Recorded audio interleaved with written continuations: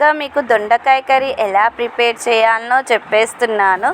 ఏం లేదండి, ముందుగా మనం కడిగి కట్ చేసుకున్న దొండకాయ ముక్కలు, పచ్చిమిర్చి, ఉల్లిగడ్డ, కొత్తిమీర, కొంచెం ఎల్లిగడ్డ, అలాగే దానికోసం కావాల్సిన ఐటమ్స్ అన్నీ రెడీ పెట్టేసుకున్నాక ముందుగా స్టవ్ అంటించి గిన్నె పెట్టాక కొంచెం ఆయిల్ వేడైన తర్వాత జీలకర్ర, ఆవాలు, ఎల్లిగడ్డ ముక్కలు, అట్లానే ఇవి రోస్ట్ అయిన తర్వాత ముందుగా మనం కట్ చేసి పెట్టుకున్న ఉల్లిగడ్డలు ఉన్నాయి కదా, ఉల్లిగడ్డలు అందులో వేసేసుకోవాలి. దాంతోపాటు పచ్చిమిర్చి అన్నీ వేసేసుకొని ఎంచక్క రోస్ట్ అయిన తర్వాత అందులో మనకి కూరకు సరిపడంత పసుపు, అంటే చెంచా కానీ హాఫ్ చెంచా కానీ వేసుకోవచ్చు. మీరు ఎంత వేసుకుంటే క్వాంటిటీ దాన్ని బట్టి వేసేసుకోండి. కూరకు సరిపడంత పసుపు, అలానే మనం ముందుగా కట్ చేసి పెట్టుకున్న కొత్తిమీర, కరివేపాకు ఉంది కదా, అది కూడా నూనెలో వేసి గోలించండి.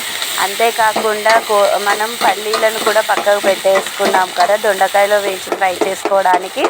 ఆ పల్లీలు కూడా ఈ ఉల్లిగడ్డలు, పచ్చిమిర్చి, కొత్తిమీర, కరివేపాకు అన్నీ రోస్ట్ అయిన తర్వాత ఆ పల్లీలను కూడా ఇందులో వేసేసుకొని ఎంచక్క రోస్ట్ చేసేసుకోండి.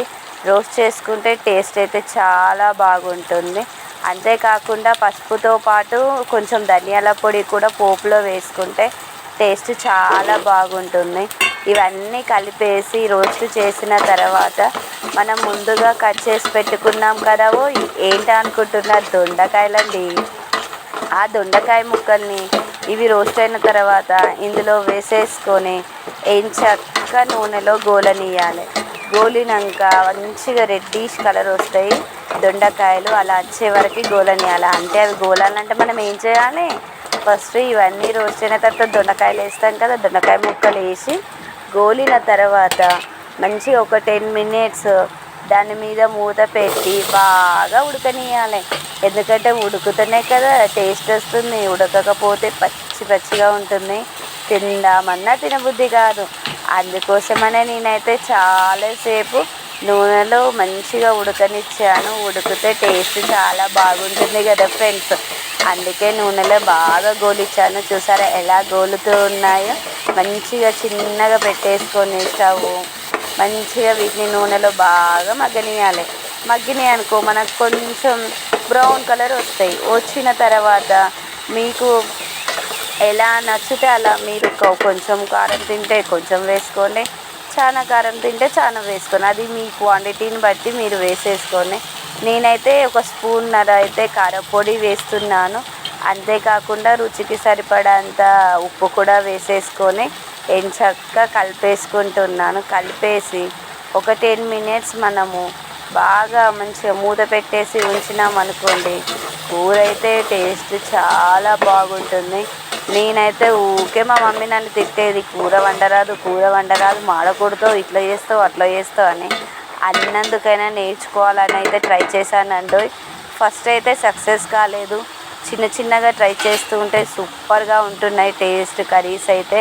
నిజంగా మొదట్లో మనకు పేరెంట్స్ చెప్తే మనం చేయాలంటే ఏం పని లేదు వీళ్ళకి, ఊరికే మన ఎంబడి పడి ఇవి చేయి అది చేయి అంటారని ఊరికే అనుకుంటాము. కానీ వాస్తవానికి వాళ్ళు చెప్పేది ఏంటి అనేది ఆ స్టేజ్కి వచ్చాక మనకు తెలుస్తుంది దాని వాల్యూ. అందుకనే ముందు నుంచే నేర్చుకుంటే మనకి ఇదంతా ప్రాబ్లం ఏమి ఉండదు కదండి. అందుకనైతే నేనైతే ఇలా వీడియోనైతే ట్రై చేశాను. నిజంగా టేస్ట్ అయితే చాలా బాగుంది. మా పిల్లలైతే మమ్మీ ఇంకొంచెం వేయవా అని మరీ అడిగి వేయించుకొని తిన్నారు. టేస్ట్ అయితే చాలా బాగుంటుంది. మీకు కూడా నచ్చితేనైతే ఒకసారి ట్రై చేయండి. ట్రై చేసి ఎలా ఉందో తిన్నాక మాకైతే కామెంట్లో పెట్టడం అయితే మర్చిపోకండి. మా వీడియో కనుక మీకు నచ్చితేనైతే లైక్ చేసి సబ్స్క్రైబ్ చేయడం మర్చిపోకండి ఫ్రెండ్స్.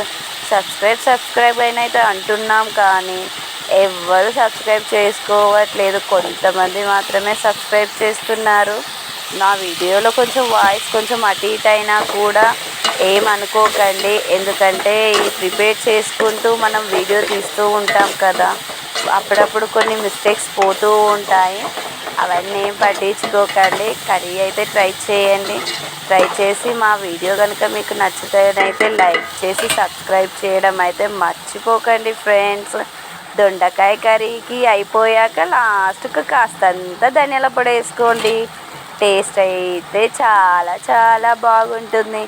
అంతేకాకుండా కొత్తిమీర కరివేపాకు ఉంటే కూడా పైన ఇలా వేసేసుకొని ఒక్క 10 మినిట్స్ దాన్ని అలానే స్లిమ్ ఫ్లేమ్లో పెట్టేసేసుకోండి.